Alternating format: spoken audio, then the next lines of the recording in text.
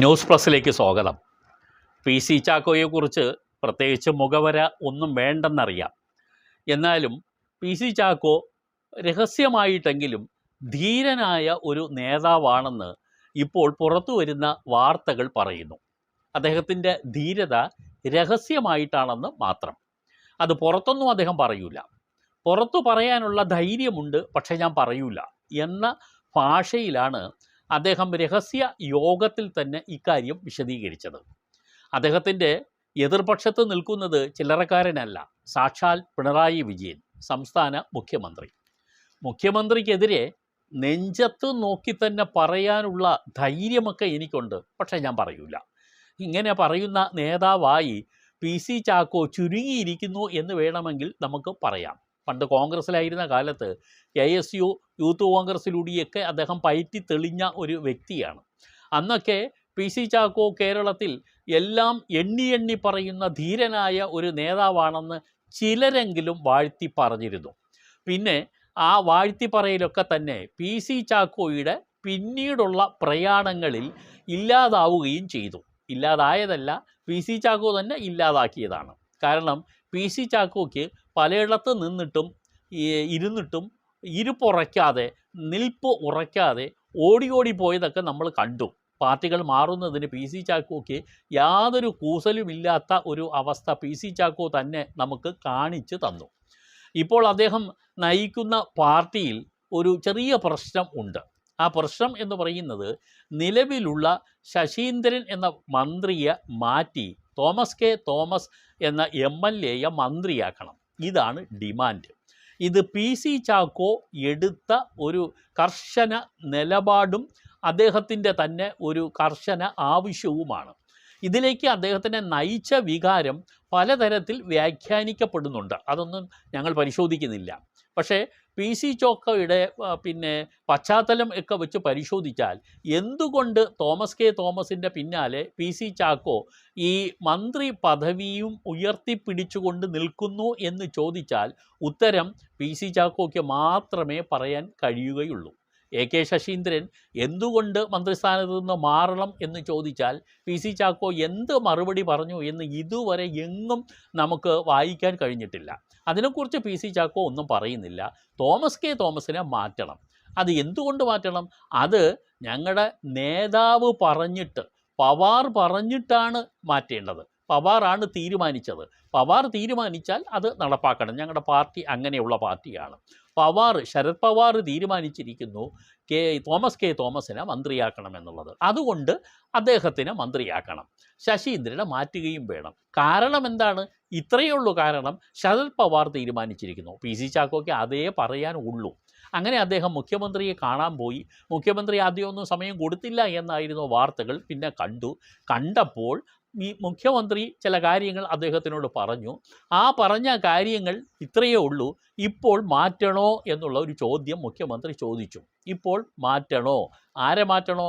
ശശീന്ദ്രനെ മാറ്റണോ എന്ന് ചോദിച്ചു. അപ്പോൾ പി സി ചാക്കോ പറഞ്ഞ മറുപടി, അത് ഞങ്ങളുടെ ശരത് പവാർ നേതാവ് തീരുമാനിച്ചിട്ടുണ്ട്, അതുകൊണ്ട് മാറ്റണം, ആലോചിക്കാം. ഇത്രയാണ് മുഖ്യമന്ത്രി പറഞ്ഞു നിർത്തിയ കാര്യങ്ങൾ. ഇപ്പോൾ ശശീന്ദ്രൻ സംസ്ഥാന കമ്മിറ്റി യോഗത്തിൽ, അത് 27-ാം തീയതി തിരുവനന്തപുരത്ത് നടന്ന, കഴിഞ്ഞ മാസം 27 നടന്ന യോഗമാണ് കേട്ടോ. ആ പാർട്ടി യോഗത്തിൽ ഇദ്ദേഹം പറഞ്ഞ മറുപടി, ഇദ്ദേഹം അവിടെ പ്രസംഗിച്ച കാര്യമാണ് ഇപ്പോൾ വാർത്തയിലൂടെ വന്നത്. ആരോ അത് ചോർത്തിയെടുത്തു. ഇപ്പോൾ മൊബൈലൊക്കെ ഉണ്ടല്ലോ, ആരുടെ പ്രസംഗവും ആർക്കും ചോർത്താം.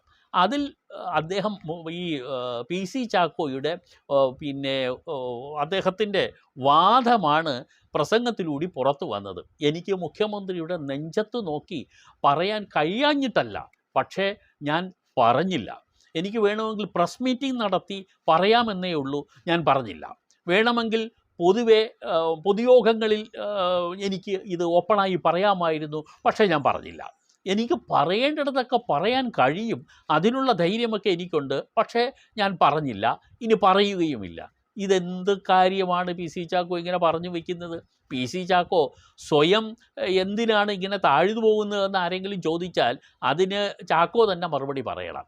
തനിക്ക് പറയാൻ അറിയാം, പറയാൻ കഴിവുണ്ട്, അതിനുള്ള ആർജവത്വവും തൻ്റെടവുമുണ്ട്, പക്ഷേ ഞാൻ പറയൂല എന്ന് പറഞ്ഞാൽ കൊച്ചു കുട്ടികൾ ചിലപ്പോൾ വീട്ടിലിരുന്ന് അമ്മമാരോട് പറയുന്നത് പോലെയൊക്കെ ഉള്ളൂ ഇദ്ദേഹത്തിൻ്റെ ഈ വർത്തമാനങ്ങൾ. ഇന്ന് വരെ ആ പാർട്ടിയുടെ സംസ്ഥാന നേതാവായിട്ട് പോലും പ്രസിഡൻ്റായിട്ട് പോലും പി സി ചാക്കോയ്ക്ക് അദ്ദേഹത്തിൻ്റെ പാർട്ടിയിലെ ഒരു മന്ത്രിയെ മാറ്റി ഒരു MLAയെ പകരം മന്ത്രിയാക്കാൻ കഴിഞ്ഞിട്ടില്ല എന്നുള്ള അവസ്ഥ പരിതാപകരമാണ്. എന്നിട്ടും ആ മുന്നണിയിൽ തുടരുന്നത് എന്തിനാണ് എന്ന് നമ്മൾ ചോദിച്ചാൽ അതിനുള്ള മറുപടി പി സി ചാക്കോ തന്നെ പറയണമല്ലോ. അവരുടെ അഖിലേന്ത്യാ നേതാവ് ശരത് പവാർ തീരുമാനിച്ചു എങ്കിൽ ആ തീരുമാനം കേരളത്തിലെ ഭരണകക്ഷിയുടെ ഒന്നാമനിൽ നിന്നും മുഖ്യമന്ത്രിയിൽ നിന്നും അനുകൂലമായ ഒരു തീരുമാനം ഉണ്ടാക്കാൻ കഴിഞ്ഞില്ലെങ്കിൽ ഇവരൊക്കെ എന്തിനാണ് ഘടകകക്ഷിയായിട്ട് പോകുന്നത് എന്ന് ചോദിച്ചാൽ നമുക്ക് പറയാൻ ഒന്നുമില്ല. അങ്ങനെയാണെങ്കിൽ ഒരു ചോദ്യം കൂടി പി സി ചാക്കോ മറുപടി പറയണം. ശരത് പവാർ അങ്ങനെ തീരുമാനിച്ചെങ്കിൽ ഈ ശശീന്ദ്രൻ അങ്ങ് രാജിവെച്ചാൽ പോരെ? അവരുടെ അഖിലേന്ത്യാ നേതാവ് തീരുമാനിച്ചു ഞാനിതാ രാജിക്കത്ത് കൊടുക്കുമെന്നു എന്ന് AK ശശീന്ദ്രൻ എന്തുകൊണ്ട് തീരുമാനിച്ചില്ല? അപ്പോൾ AK ശശീന്ദ്രന് അഖിലേന്ത്യാ നേതാവിൻ്റെ തീരുമാനമൊന്നും ബാധകമല്ല. പി സി ചാക്കോ ഇങ്ങനെ കൂവി വിളിച്ച് നടക്കുകയാണ്. അഖിലേന്ത്യാ തീരുമാനമുണ്ട്, മന്ത്രിയെ മാറ്റണം, പകരം ഈ തോമസ് കെ തോമസിനെ ആക്കണമെന്ന് കുറേ നാളുകളായി ഇങ്ങനെ എയറിൽ കത്തി നിൽക്കുകയാണ്. ഈ ഘടകകക്ഷിയെക്കുറിച്ച് നമുക്ക് എന്താണ് പറയാനുള്ളത്? മുഖ്യമന്ത്രി കണ്ണുരുട്ടിയാൽ വാലും ചുരുട്ടി തിരിച്ചു പോകുന്ന ഒരു പാർട്ടിയും അതിൻ്റെ നേതാവിനെയുമാണ് നമ്മളിപ്പോൾ കണ്ടുകൊണ്ടിരിക്കുന്നത്. ഒരു ഘടകകക്ഷിക്ക് അവരുടെ മന്ത്രിയെ തീരുമാനിക്കാൻ കഴിയുന്നില്ല എന്ന് പറഞ്ഞാൽ അവർ സ്വയം ഇളിഭ്യരാകുന്നു എന്നല്ലേ നമുക്ക് പറയാൻ കഴിയൂ. അങ്ങനെ തന്നെയാണ് നമുക്ക് പറയാൻ കഴിയുക, അതിലപ്പുറം ഒന്നുമില്ല. എന്തായാലും കഷ്ടമായി പോയി പി സി ചാക്കോയുടെ ഈ നിലവിളി. രഹസ്യമായി നടത്തിയ നിലവിളി ഇപ്പോൾ പരസ്യമായിരിക്കുകയാണ്. വാർത്താമാധ്യമങ്ങളൊക്കെ തന്നെ അത് പുറത്താക്കി കഴിഞ്ഞു, പലരും അത് വായിച്ചു കഴിഞ്ഞു. പി സി ചാക്കോയുടെ ഗ്രാഫ് ടപ്പോന്ന് താഴേക്ക് പോയിക്കൊണ്ടിരിക്കുന്നതാണ് നമ്മളിപ്പോൾ കാണുന്നത്. അതിന് എത്ര നാൾ നമുക്കത് കണ്ടുകൊണ്ട് ഇരിക്കേണ്ടി വരും എന്നുള്ളതാണ് മറ്റൊരു യാഥാർത്ഥ്യം. അത് തുടരുക തന്നെ. ഈ ഭരണം അവസാനിക്കുന്ന കാലം വരെയും പി സി ചാക്കോ രഹസ്യമായി യോഗങ്ങളിൽ ഇങ്ങനെ പലതും പറഞ്ഞുകൊണ്ടിരിക്കും. ഈ AK ശശീന്ദ്രൻ മന്ത്രിയായി തുടരുകയും ഈ തോമസ് കെ തോമസ് MLA ആയി തുടരുകയും ചെയ്യും എന്നുള്ളതാണ് നമുക്ക് തീർച്ചപ്പെടുത്താവുന്ന ഒരു കാര്യം. അത് തന്നെയേ സംഭവിക്കുകയുമുള്ളൂ.